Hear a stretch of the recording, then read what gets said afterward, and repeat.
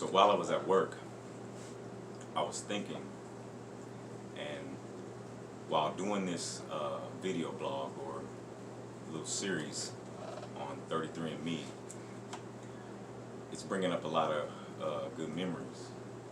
Just, recollecting is bringing back a whole lot.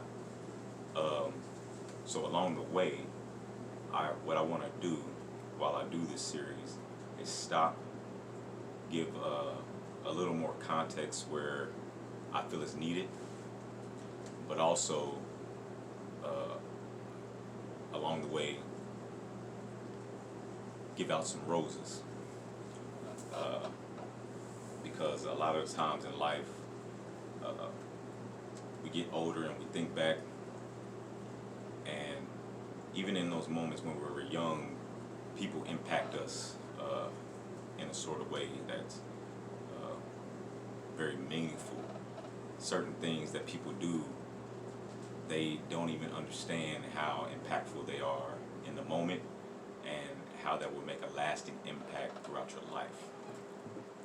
So along the way, I want to stop and let people know how grateful I am for the lessons they taught me, even when they didn't even know they were doing so, and just let them know that that stuck with me. So we'll go back to, as far as music is concerned, I was going to church with my mom, so I would go to Sunday school, but also she would have me go to choir practice, would sing in the choir a few times. But I didn't really get my real niche for singing and really being on stage until I got to elementary. Well, when I was in elementary school, and Kevin James, he was a musical teacher during school, after school.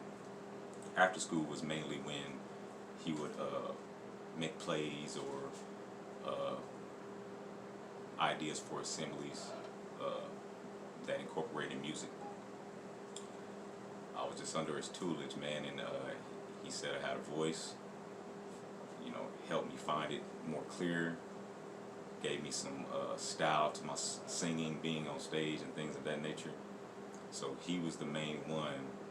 Like anytime I get on stage, anybody that's seen me perform, either my brothers, myself, or even my cousin, when I get on stage, man, it's something different, man. It's like anybody that's an artist, a performer, when you get on stage, it's like you turn to a different person.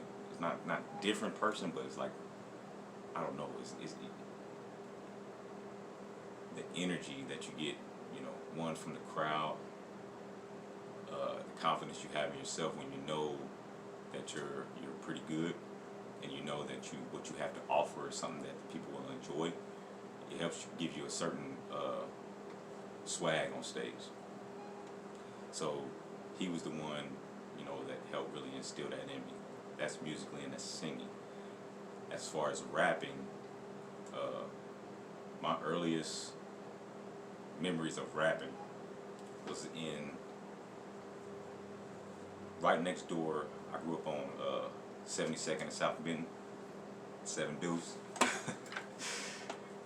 And right next door to my friends Mike, Marcus, and Monte. We used to go in the basement, rap. Mainly they were the rappers. I was just in there, and then I kind of just joined in because my thing was singing. And also, my cousin would be there too, Justin. Everyone knows him as Jay Casino. We all started rapping in that basement, putting on, recording the cassette tapes, beating on the table and all that thing like that. I never rapped when I was by myself across the street at my house. I'm singing in the room, so when I come over across the street, we rapping. So I learned, that art of rapping there. I still remember my first rhyme, writing it down. So it says B.I.G. to the motherfucking J, sitting here spitting with lyrical and Tay, and Scandalous too. So nigga, what you wanna do? You fuck with me, nigga, 7 dudes gonna fuck with you. So stay in your place, cause it ain't gonna be mace. It's 17 rounds off in your motherfucking face. So you already know. Crazy. But yeah, that's where I learned the rapping game.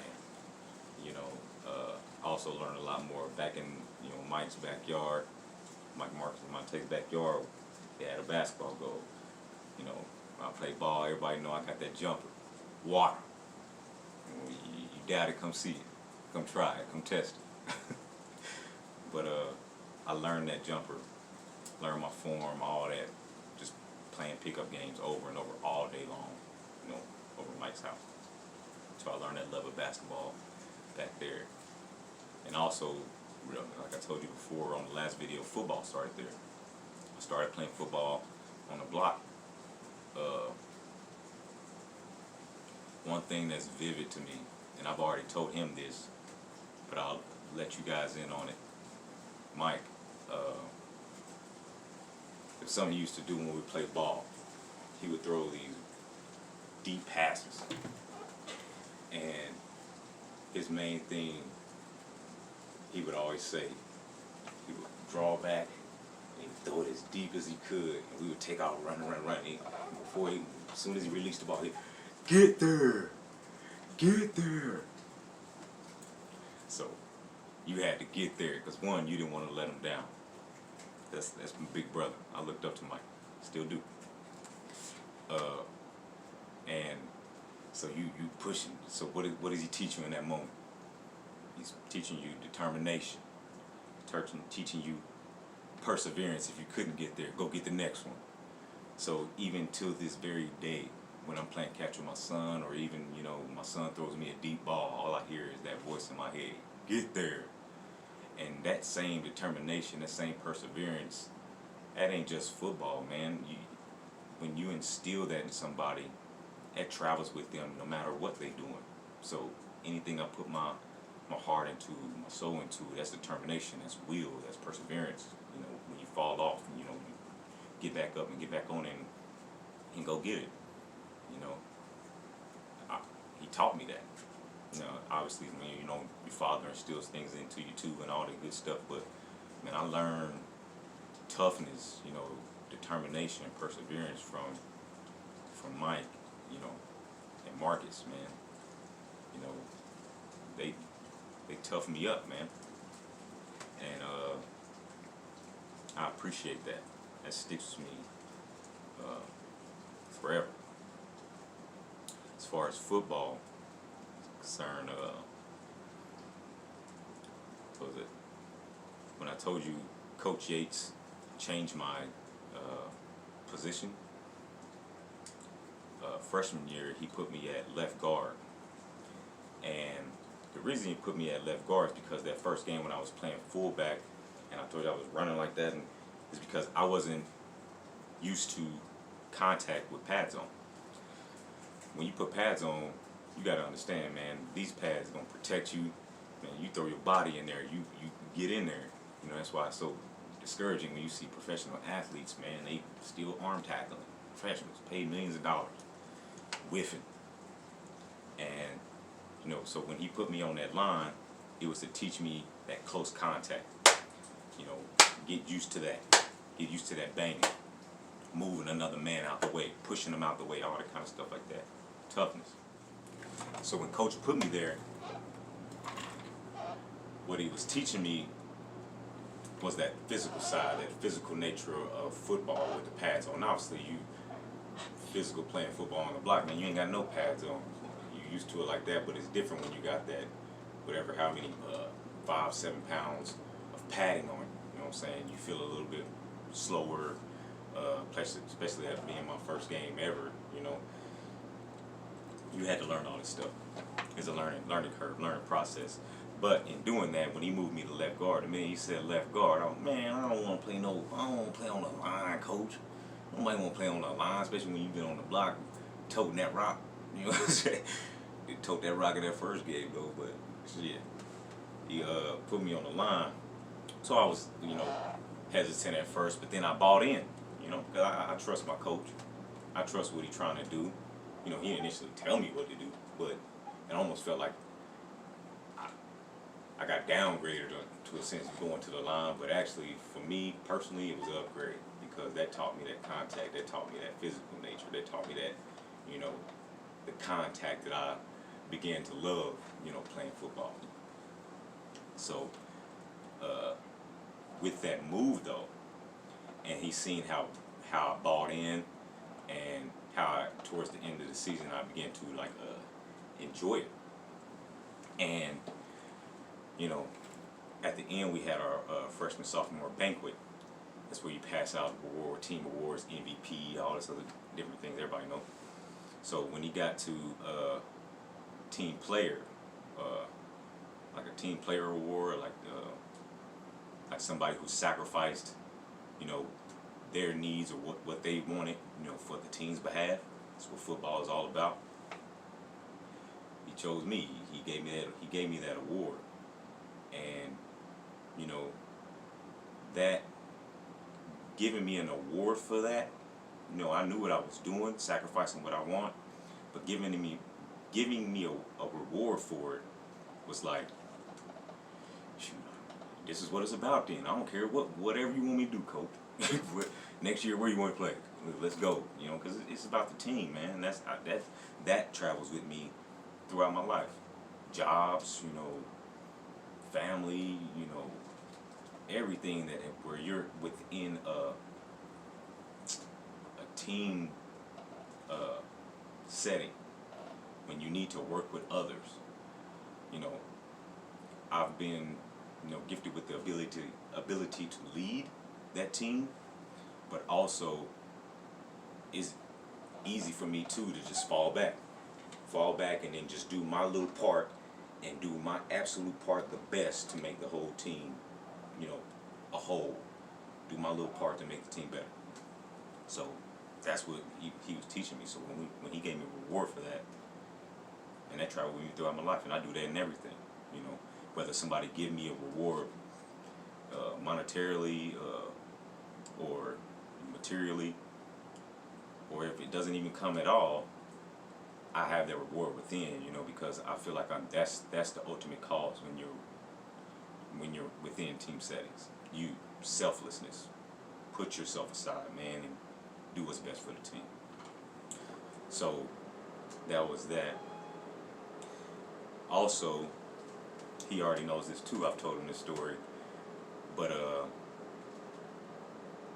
when Coach began sending some of his sophomore players up to varsity, especially me personally, because like I told you, the fullback on varsity had quit, and then that was the same year Coach gave me 33.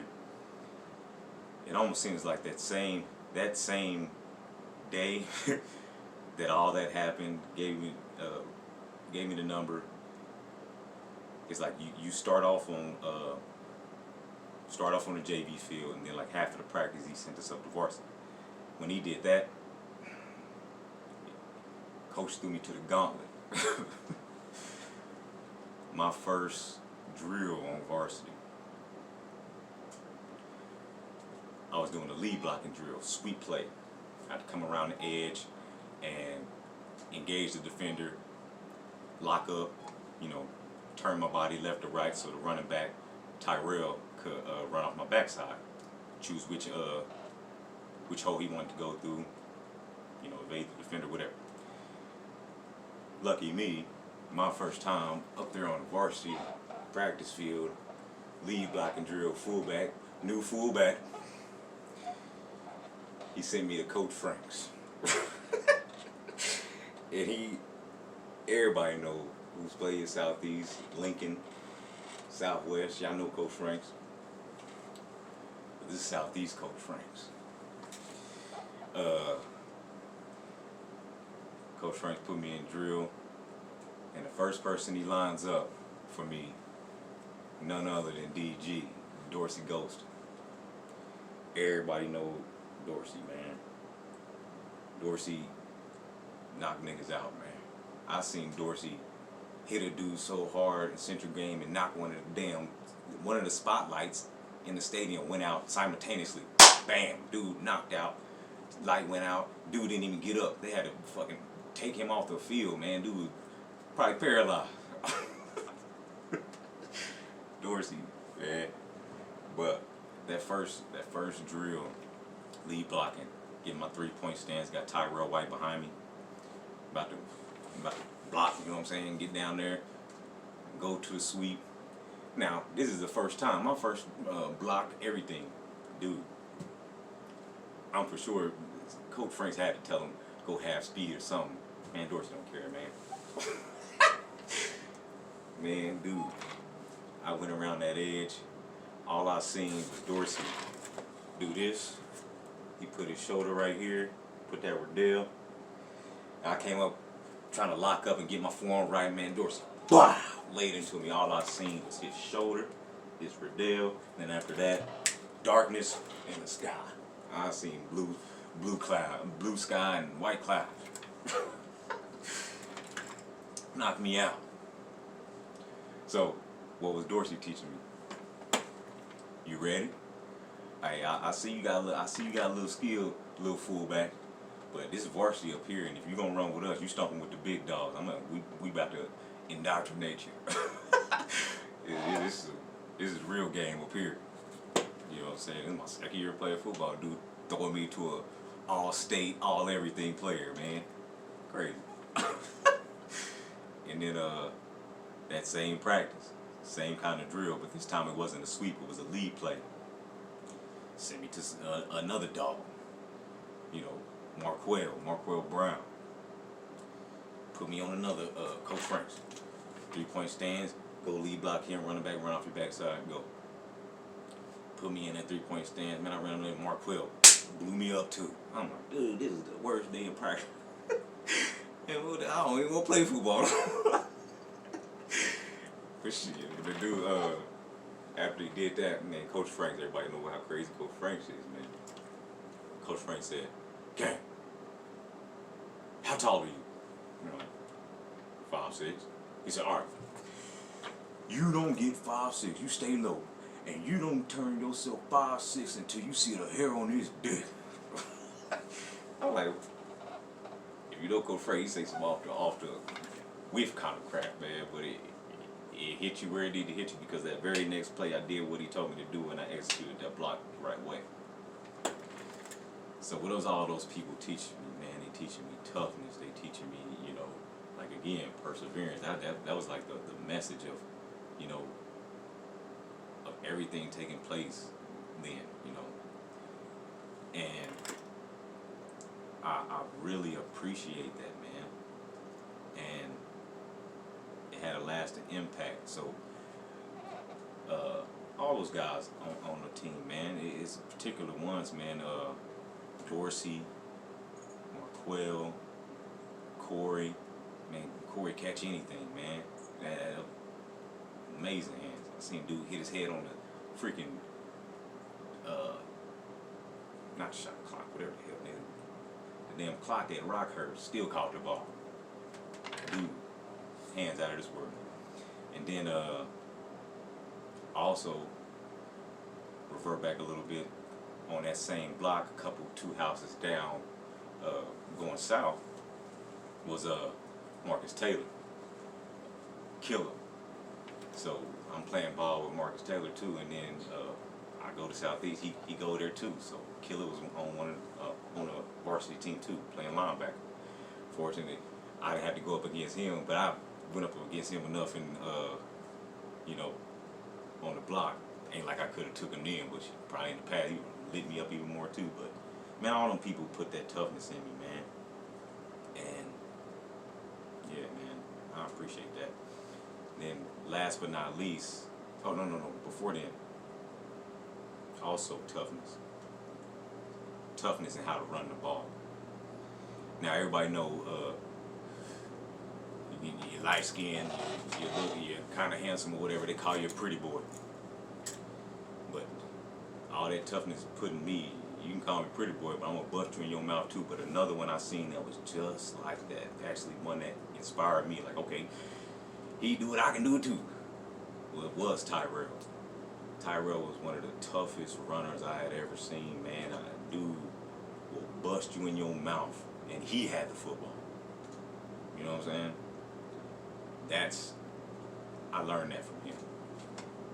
I admire all those guys, man. I look up to them, and I still do. They had a lasting impact. And that same day when I got blessed in practice by Dorsey and Marquell, I'm walking home, because I live on 72nd and Southeast is on Meyer, Meyer Boulevard.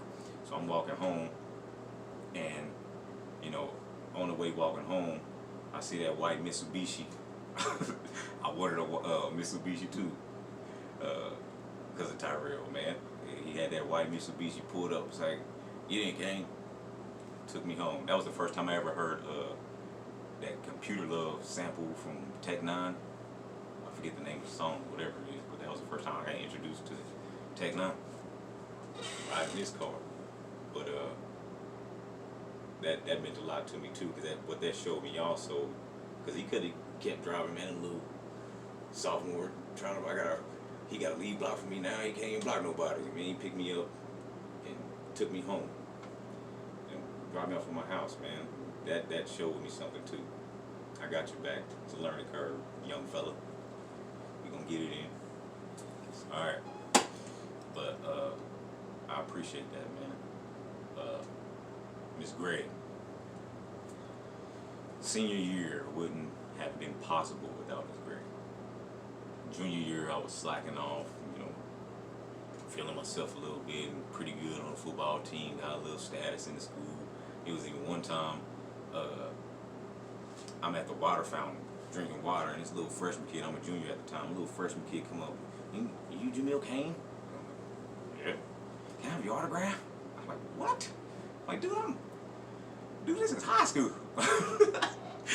Anyway, I still signed the damn thing, and he had made his day, man. I was like, oh, okay. But that kind of shit, man, that shit goes to your head when you ain't. So my studies started dropping. And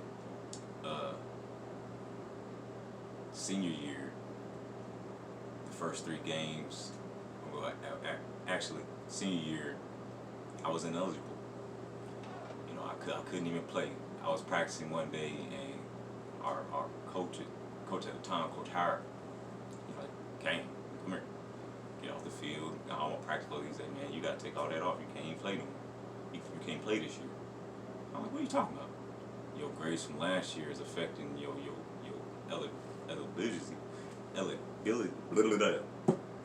eligibility status. But I still didn't say it. Fuck it. It's messing up your status for playing, and you won't be you can't play this year. Man, that hit me, man.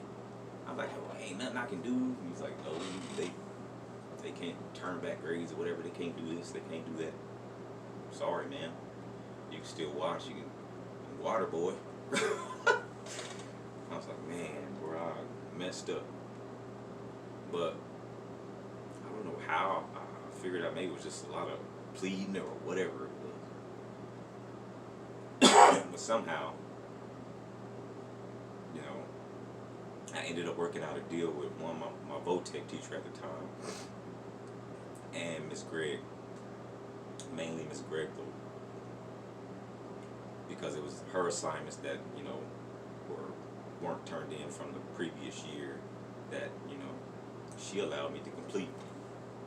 She allowed me to complete those assignments from a year ago, and, you know, turned them in. I don't know what magic button she pushed or whatever, but I only missed the first 3 games of the senior season, and, you know, that season and everything that came with it, all the memories and everything, would not have been possible without her kindness, without her, you know, looking out for me, teaching me that hard lesson, you know, because whatever strings she pulled to get it done,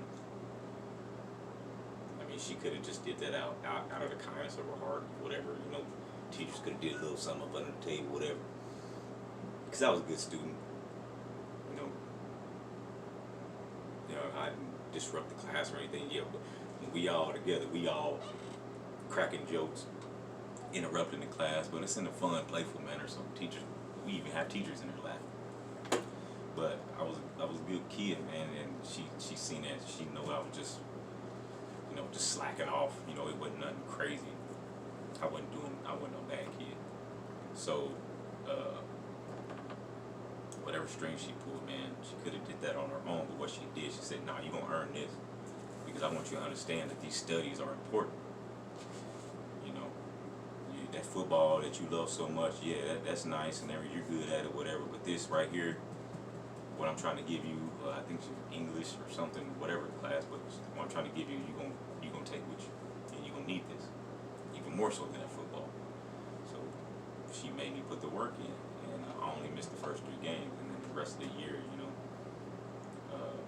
I played, and none of that is possible without her. So,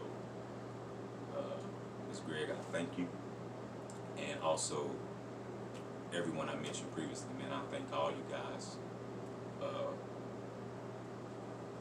Y'all with me. Don't even know it. Going throughout your daily lives, you probably had them memories. Probably don't even remember some of the stuff I just said, but it's with me forever. So, along this video series, I want to stop, give a little context to certain things, but also pass out a few roses because I do feel I'm headed, for great things. So before I get there, I want to let the people know who helped pave that way for me, how much they mean to me, how much I appreciate it, how impactful they are. So, appreciate you guys. Next part of the 33andMe, we're going to go into 2015, when I left for Tampa, just out of the blue. So, that's very interesting, very eye-opening. So, I'll get back to it. I just got off work, hence the bags and all that kind of crap. I don't get a lot of sleep. But I'm trying to get something now, so peace.